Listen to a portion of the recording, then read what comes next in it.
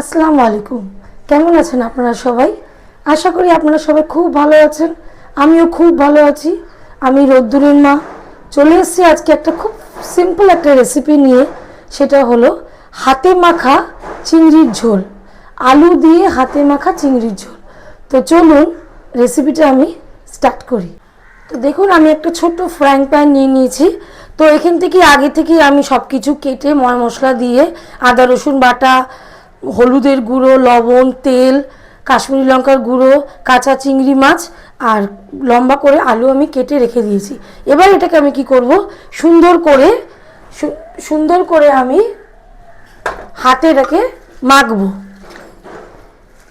যেহেতু এটা হাতে মাখা চিংড়ি মাছ, সুন্দর করে আমি এখন মেখে নিলাম। মেখে বাস আর কিছুই না, এখানে আমি আমার পরিমাণ মতো পানি দিয়ে দেবো। দিয়ে এবার আমি গ্যাসটা অন করে দেবো। 20 থেকে 25 মিনিট পরেই আমাদের রেডি হয়ে যাবে এই রেসিপিটি। খুবই সিম্পল। তো চলুন এবার আমি এটাকে গ্যাসে হতে দিলাম। ঝোলটা ফুটেই গেছে। এবার ওপর দিয়ে আমি ধনেপাতাগুলো দিয়ে দিলাম। দেখুন ফুটে গেছে।